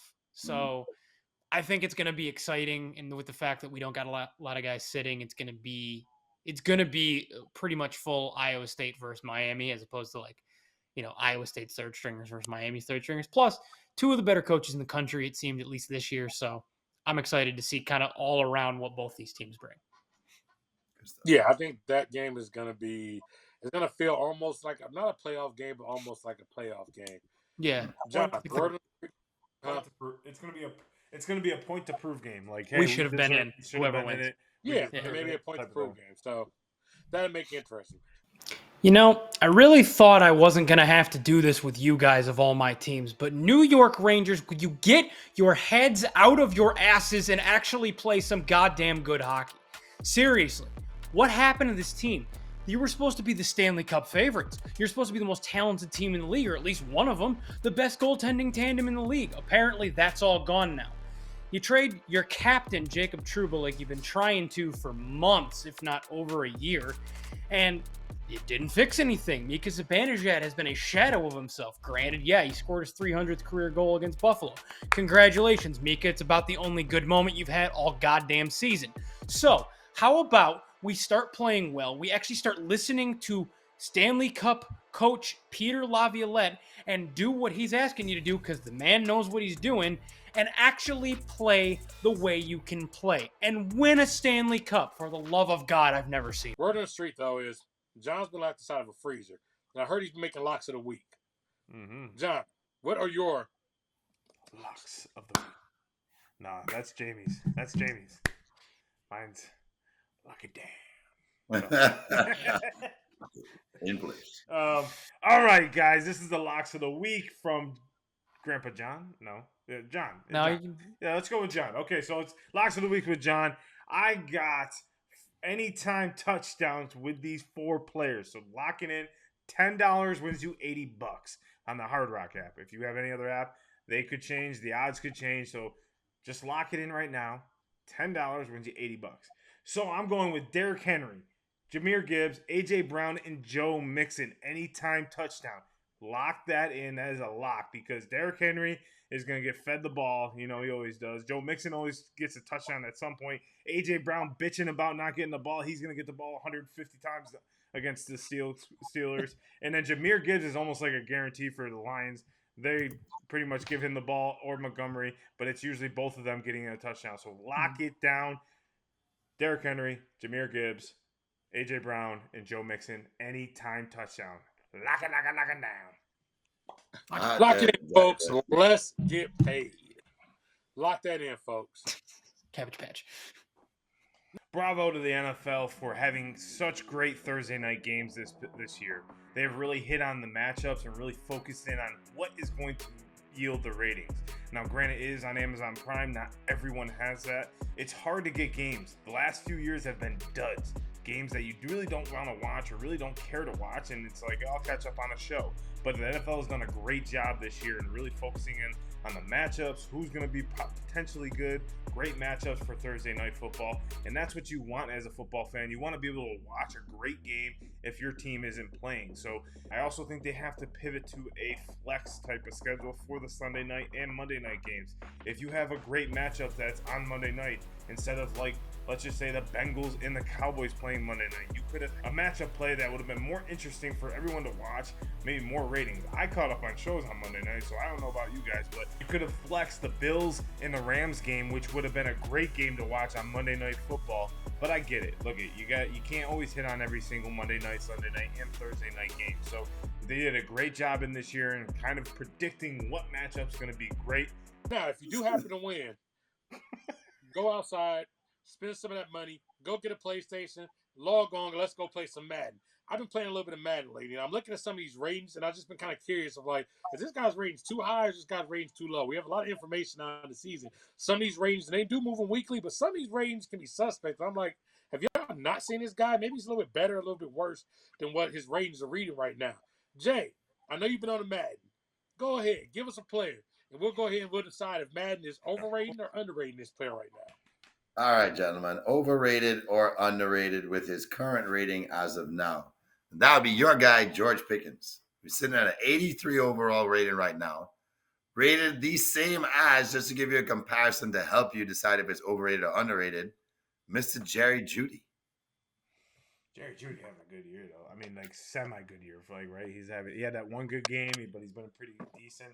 I got to say it's underrated just because I think George has really taken a step up this year. Obviously, the quarterback play is taking a step up from Who was your pick? Kyle Pickett. And Kyle Pickett. Kenny Pickett. Oh, he's your backup. He ain't on our team. He's your fucking backup. You know what's funny is I forgot it. Kenny I forgot that I thought it was the other dude. What's his name? Tanner or something like that. But Tanner McKee from yeah, Stanford. Tanner McKee. It is Tanner, but he's on practice squad.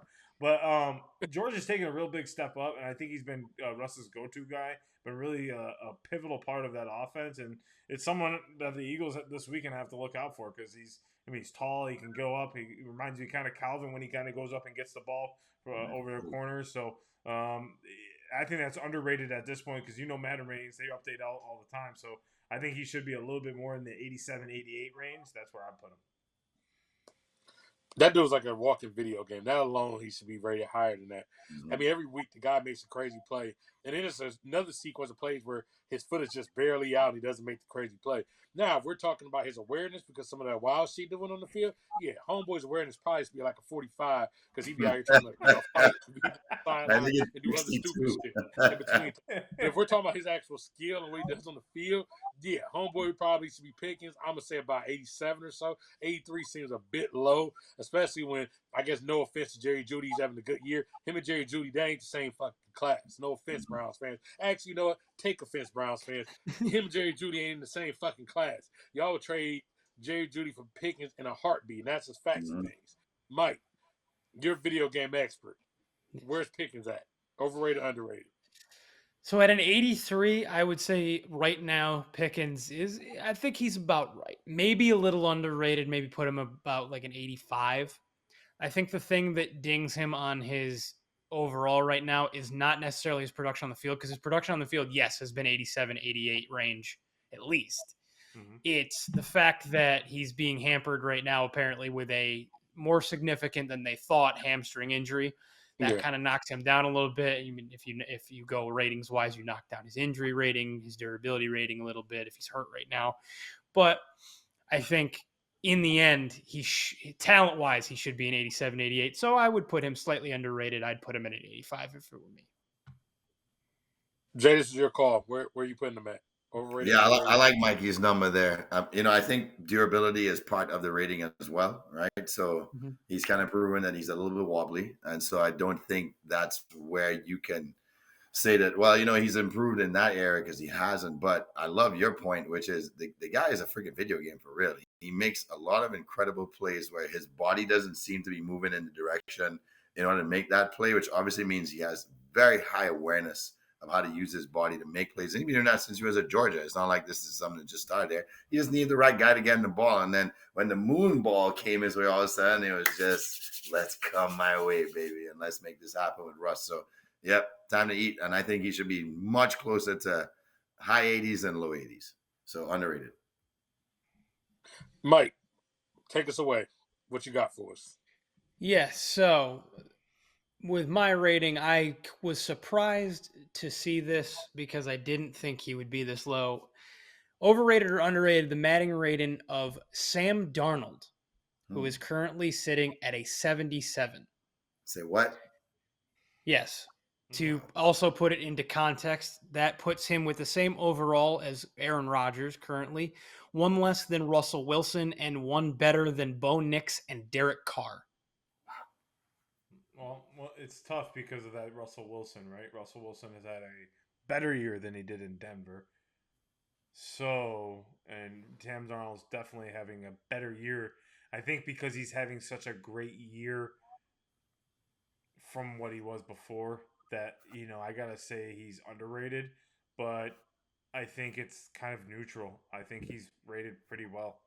I think when you look at Sam Darnold and the body of work that he's done over his career, that's about right. 77 sounds about right. He's behind Ross. He's behind. I mean, Bo Nix is only his first year, so I can't really.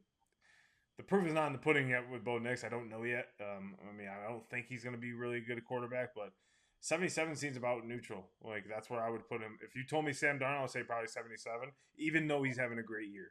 Right, one great year can't measure you off of the past backups roles he's had and flame outs that he had in New York and whatnot. So I think that's about right. But if you're just going off of this year, I think he should probably be like probably in the 80s somewhere, maybe 81, 82. But over career, which I think this is what the Madden ratings go off of, his entire career. It could be. I don't know. But I think that's about even. Jay, I feel like you think he should be much higher. This being a guy. Not much higher, but a bit surprised why 77, because I mean, a lot of times they say, well, let's turn to fantasy. 7th rated QB this year in fantasy because he has the weapons where he should be a top 8 quarterback at least, right? You have arguably the greatest receiver in the game right now to throw the ball to, or at least 1A to the 1B, 1A combo with Chase.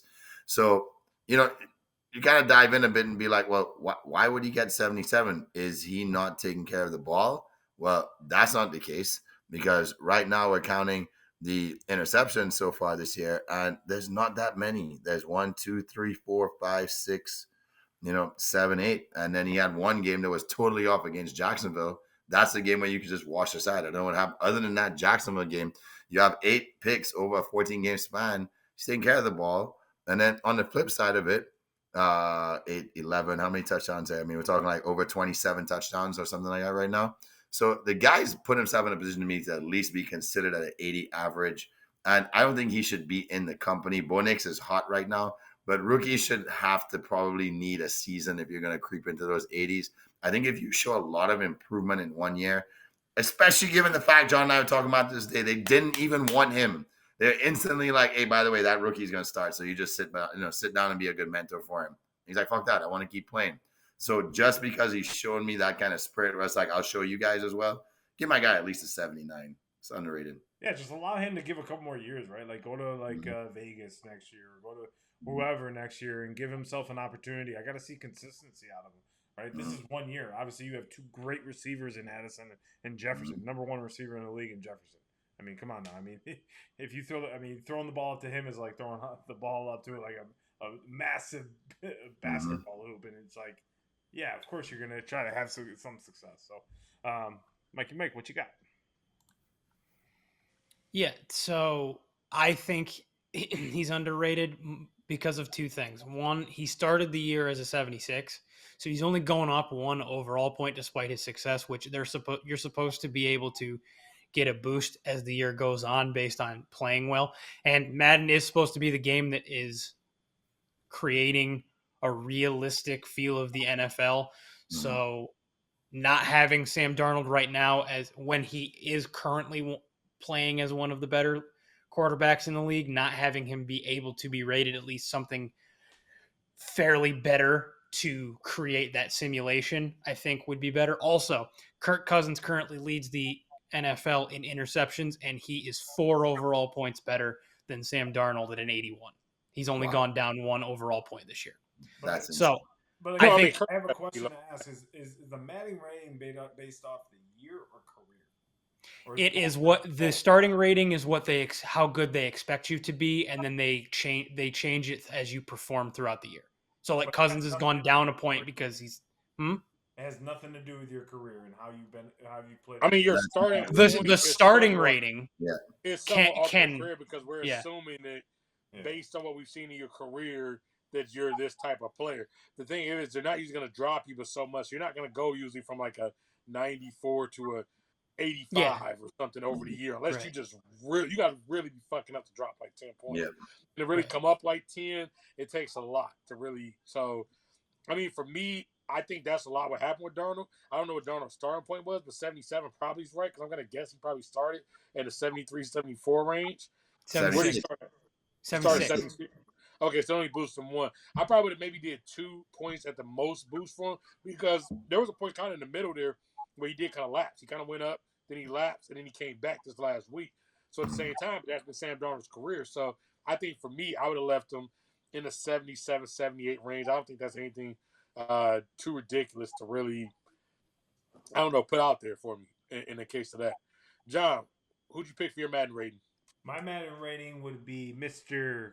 Kyren Williams of the Los Angeles Rams. Right now, his rating is... What was it? Hold on 1 second. Where's sorry, it was like right here. I moved 85. And now, most times you think, okay, that's pretty solid, right? But Kyren Williams right now, in NFL rushing stats, he's 5th. Last year, he finished 3rd. He's behind Saquon, Derrick Henry, Josh Jacobs, and Jahmyr Gibbs, who are all in the 90s in ratings. So why isn't Kyron Williams getting the same? Mind you, he's at his same amount of touchdowns rushed this year and 1,000 yards rushing. So he's probably going to have, there's 5 weeks left. He could go up to 1,600 yards depending on how they use him, right? So why isn't he rated higher than, let's just put him in the ballpark of, where I keep losing him. David Montgomery at 85, which is still pretty low. Bijan Robinson, 86. Alvin Kamara, 86. Jonathan Taylor, 87. Isaiah Pacheco, 87. And he's better than all those guys this year, statistically, and for their teams. Kenneth Walker's ahead, Aaron Jones, Tony Pollard, and then you get to Jahmyr Gibbs, Josh Jacobs, Nick Chubb, obviously Christian, and Saquon Derrick. So why isn't he higher? And you know what I think happened with him, overrated to or be honest underrated? with you, is if we just tell me make overall rating him, I think I'll put him about 88 range. But what you always have to factor in the Madden is they take your attributes. Kyron Williams' attributes would probably end up putting him 85. He's not the fastest guy, not the biggest guy, not the strongest guy. Vision's pretty good. That's probably where he really excels at. He's okay out the backfield, catching not great. Now, his stats read a certain things, so that's where it kind of gets tricky with him because the attributes. There's nothing that jumps off the page. When you talk about Gibbs, for example, you're like, okay, look at this guy's vision. Look at his speed. You look at Henry, okay, you say the power range is probably like a 95, something crazy like that. You look at Saquon, you say, okay, look at the agility. You can spot where this guy specifically excels at. Kyron doesn't really have that. So I think that's where Kyron gets back to like the 85 is because you're combining the attribute stats, and it probably just formula comes out to roughly 85. Kyron is a baller, though. Just looking at Do you think it's overrated? His 85? Yeah, or underrated? Or you think it's neutral? No, I think it's a little bit underrated. Like I said, if you told me to rate it, just flat out just rate it, it would be 87. But if you told me to fill in his attributes, and I would just fill in attributes out, so I put it into the algorithm, I think it would show up 85. So that's why I say it's probably the right rating if we're going off the Madden attribute system. Then I would say it's the right rating. Correct me if I'm wrong, Mike. You're a little more of a gamer, and I know you kind of know some of the intricate parts of it. How do you feel about Kyron's rating? Yeah, no, I think you're onto the right point there in the sense of like a lot of guys get big boosts because they're like a 90 something in at least one attribute where that takes them over the top in the algorithm, and kind of the equation of it. I would also go underrated. I would say, yes, somewhere around the 87 range is where it's fair to be. And I think what the previous point you had made in the whole Sam Darnold conversation applies to Kyron as well, in the sense of Kyron started at an 84, and the Madden Raiders are only going to give you a bump of just so much. Unless you're a rookie, the ones you see them get the most boosts week to week is a rookie that starts consistently playing way better than their rating. So if they had you rated in like the 60s and all of a sudden you're a starter on your team putting up big numbers, yeah, okay, now they'll give you that 9-10 point boost at some point to get you into where you actually are. Kyron, yeah, he's just a product of he's solid everywhere, but not excelling or not the best at any one facet of being a running back. And the Madden Raiders just aren't going to give him the boost that he probably deserves. He probably deserves that 4-point boost to get him up to like, or 3 or 4 point boost to get him up to like that 88, 89. Jay, what's up with our boy Kyron? Where should he be at? I think we need to show Kyron a little more love. I mean, after this weekend against the Bills, I think he might have positioned himself as maybe leading the NFL in touchdowns at this point. We know it's a wild game. Nobody want to play defense, but if you're positioning yourself to be one of the leading rushers and have the most touchdowns, why are you in that range? You need to be in there in the 90s with the other guys that you are on par with. The problem is he's still young, so it's like, well, you don't have your track record yet, and like you said, history doesn't count. So if history doesn't count, give the man his jacket right now. This guy's a high 80s, man. Put him up there with everybody else who has 13, 14 touchdowns just like him that's in the 90s, because this is what have you done for me lately? And he's done a hell of a load for his offenses, not being able to stay healthy to keep them alive in this playoff run. So give the man his jacket. Get him up. That's an underrated. I'm going to go with my guy, Mr. Brock Bowers. He is on Madden, a rated 85 right now. John, how are we feeling about Brock's rating? I think Brock's with the Raiders, right? Yep, Raiders. Yep. That's tough because it's like he's not on the best team, right? Like he's not on a good team. He's not the team doesn't. He's kind of like on the Giants. He's on the Giants with it's like Malik Neighbors. How do you rate him? They don't have a quarterback, so that's his main skill, right? Is being a receiving tight end. And unfortunately, the season's over with for the Raiders. So 85 seems about right, just based on everything. I think he brings a lot to the table, but I can't rate him any higher or lower because of what he is. I know I'm playing not into the game here, but it seems about right for him. 85. Well, let me help you. I know these boys have this point. I'm gonna make my point quick here. If you're gonna set 2 tight end rookie records, then you need to be there with where the tight ends that were phenomenal rookies were. And I don't have a history or an account to say that they were at 85s, but there's an argument right now that Bauer's the best tight end in the game. Not he is the best player at the position. He's the best tight end in the game because look what he's doing with what he has. Put that guy somewhere else. The guy has 100 receptions already and 1,000 yards already with a lot of games to go. He's at 87 and 933. Yeah, right? The kid is but he's the only target on the team. I don't care. He's a phenomenal. But I gotta give him credit for being only target. Everybody getting the ball, and he's being double covered every play. I personally, the team is eliminated at this point. Your play is great, but it's like okay, it's great. You're 85, but I can't see you. Like, let me see you on a winning team and see how you produce. I think that plays a huge factor into it. How do you produce? But he's producing. He is producing. The team's eliminated. He was producing all year. But he's producing. But the team is eliminated. Been eliminated. And? So, I mean, I can't. They're still playing to win games. Just because they're eliminated doesn't mean they're not competing. Last year, was he not been rated good some of these years because the team was eliminated? He was still because he was on the Giants. That's a hindering right there. He should have went to the Eagles all along. All right, moving on. Let's go. Let's get to the next topic. Mike, how Bauer's rating? Bowers is about fair. I took a quick look at where he ranks among tight end. Well, first of all, Sam Laporta is underrated because he's only an 85 too, and I think Laporta should be closer to the 90s. David Njoku is very good. He's a 90. I don't know if right now Yeah, he's a 90. I would put Laporta and Njoku closer to each other, and Bowers obviously he's gonna get dinged on his attributes because he's a rookie.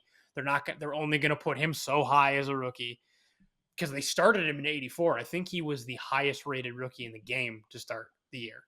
So he's up to an 85. I think that's fair. Shitting on the guy as a player. I think he's a great player. It just sucks because he's the only thing on the Raiders that's good right now. It sucks. And honestly, but that's part of what makes to me because more impressive. That's part of what makes it hard for me with him because the reason I think he's underrated is because everybody knows he's getting the ball and nobody can't stop the shit, which to me shows you a different level of dominance because there is nobody else to get the ball to. Jacoby Myers is the only other even respectable NFL player to even think about getting the ball to.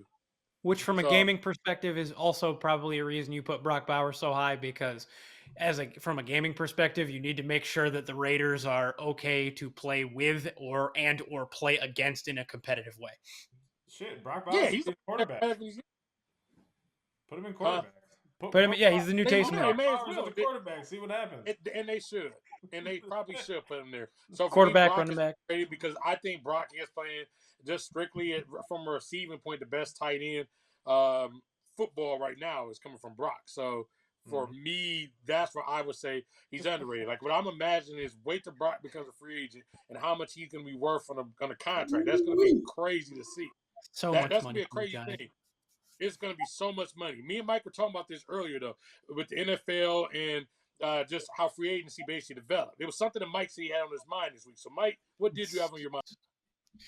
Yes, thank you to Trey Day for pointing me in the direction of a individual from years past in football across college and the NFL that changed and probably had the wildest career ever. So R.C. Owens had probably the most interesting football career or sports career ever.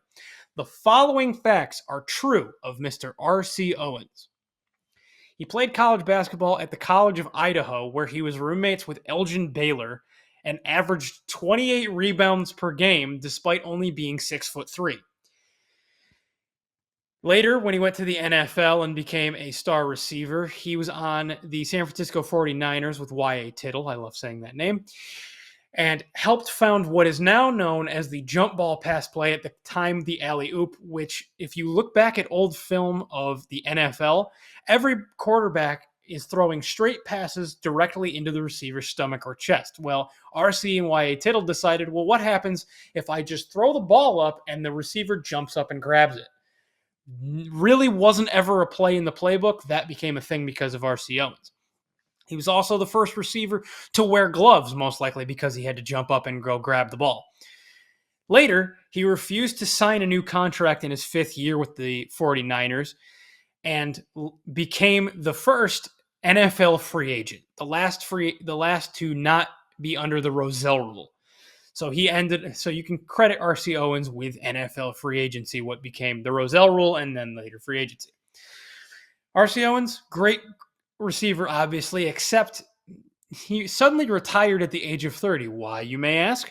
Because he decided his career opportunities were better to take a PR job with J.C. Penney. Later, he settled in Manteca, California, where he worked for the 49ers front office for 24 years and founded a successful children's reading program. Yes, a well-rounded life for Mr. That's RC Owens. So, again, Mike always has some crazy stuff on his mind. That's something you also take to your friends, because I'm sure a lot of people will be like, who the hell is RC Owens? I've never heard this guy before. And that's one of the best parts about Mike's mind. But you know what else makes it dope? When we actually get to get down and we do a little bit of trivia. We do one of our favorite parts of the game. We all get to go around and we all learn a thing or two. But we don't. We know what the hell we're doing. So it's our favorite time of day. Stump the Squad. Yes, sir. Yes, sir. Yes, sir. Boys and girls, ghouls and goblins, welcome to our favorite point of the show. It is Stump the Squad, where you get to play along with us. Like, subscribe, follow, comment, and let us know if you are a king or queen in sports trivia based on the questions today. So, right now, I don't have a score update, but -2 if you get it wrong, +2 if you get it right. If you score more than us, like I said, let us know you're the king or queen of trivia, at least our trivia here on the squad. And we got to slow John down this week, so let's start him off at 0 points this week. Go ahead, John. So in 1966, the NFL saw its first 70-point regular season game. Who scored it? The Chiefs, Cowboys, Redskins, or Packers? Redskins. Redskins. 70-point game. Chiefs. It was 73-0 in the Redskins game. Well, if I was guessing the score, Grandpa Jay would get it wrong, but I have successfully stumped Mikey. It is the Redskins, and they won that game. Let me pull up my history. They beat the New York Football Giants 72-41. No, we got 41 points. Nice. That did score high. All right, Mike, so I'm not going to shit on your Giants too much. Go ahead. Okay, so we talked about NIL deals and contracts and stuff. So, which of the following was a real stipulation of Charlie Kerfield's Houston Astros contract in 1987? Jesus. Was it A, unlimited root beer? B, chicken dinners required before each start? C, receiving cases of Jell-O? Or D, horse riding lessons whenever he asked? Root beer. Beer. Root beer. D, horse riding. Okay. Gentlemen, this week I have successfully stumped the squad. Chicken. Shit. Chicken dinner. Cases of Jell-O. Oh, Joe. All right. All right, so Trey and I have 0, and John has -2, and Mikey has -2. Yep. Mike, who's Yep. next? Jamie. All Passing right. across the hall. Super simple question this week. How many quarterbacks have won the quarterback trophy? I mean, Heisman. There we go. How many quarterbacks have won the Heisman trophy? Is it A, 33, B, 36, D, C, 38, D, 39? One more time. How many quarterbacks won the Heisman Trophy? Holy, slow down there, Jippy. Jesus. Horse riding over there. How many quarterbacks There you go. When have someone won does number. the Heisman Trophy? A, 33. B, 36. C, 38. D, 39. 36. It's only been a 36. quarterback over the last few years. Feels like the last maybe 30, 35 years. So I want to say 33. These two definitely looked that stat up today. Today I have successfully stumped John. The correct answer is 36. So minus 4. Update on the Okay, score. of course. Trey has 2. Mikey has 0. I have minus I 4. have You have 0. -2, and you have -2. I have -4. You have -4. Excuse me. That's why I'm keeping score. Yeah. All right, Trey. Take us home. Okay, So I got to get it right. Heisman Trophy. Let's keep it here. How many times has a school had back-to-back Heisman Trophy winners? 4, 6, 7, 9. You 4. bastard.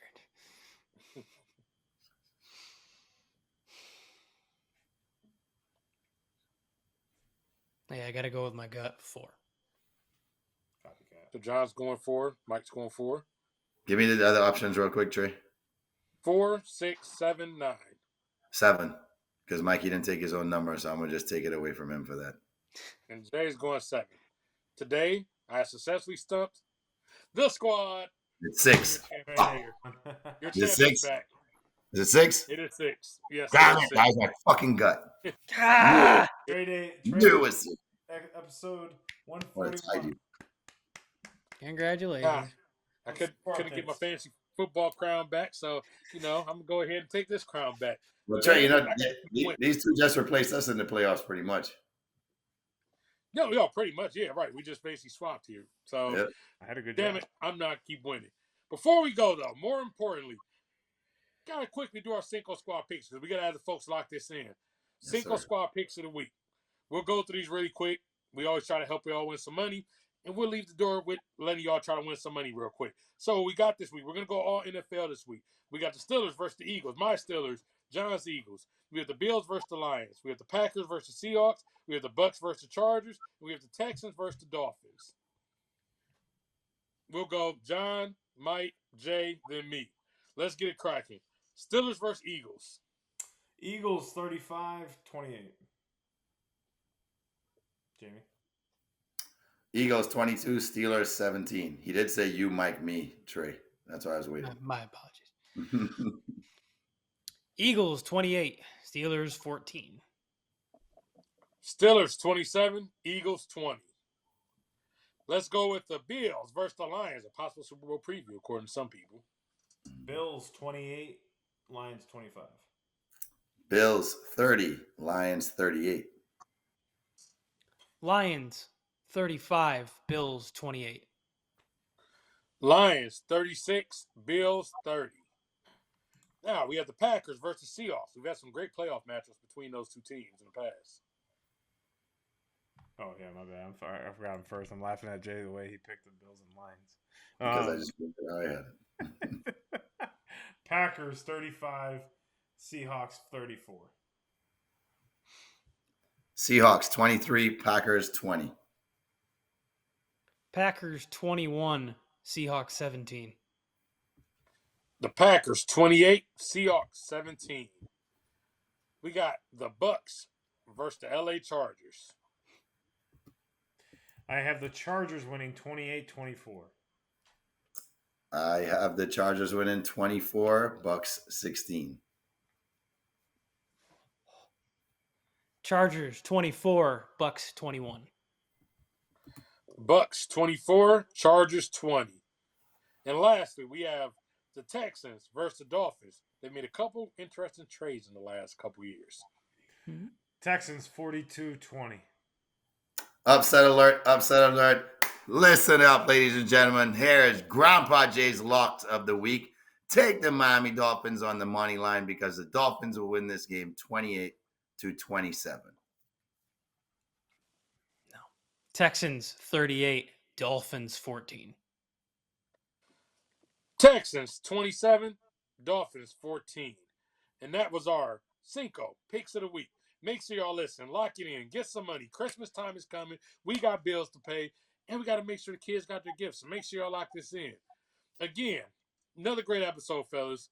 We got our Steelers, all four of our Steelers, going against some team in Philadelphia, some birds or some shit like that. So make sure y'all lock it in. Me and John will be online arguing or some shit again about, my Steelers redeeming me for my Ohio State Buckeyes not coming through. But there'll be a lot of other great content. We'll be on Twitter. We'll be on Instagram. We'll be on the TikTok. We will be on the Facebook. We will be everywhere. The TikTok. Yes, we'll be on the Trey, TikTok. you're showing your age. Yes, we'll be everywhere. I'm showing my age. Jay is starting to rub off on me. We will be everywhere. So please make sure y'all like, comment, subscribe. Make sure y'all follow us. All of our socials. Cinco Squad Pod 05.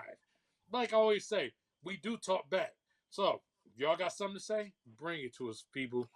A lot more good content coming. We got a lot of great content coming down the stretch to end this year. So make sure y'all locked in. A few surprises. We'll reveal a couple of those to y'all next week. Again, episode 141, Cinco Squad. Out.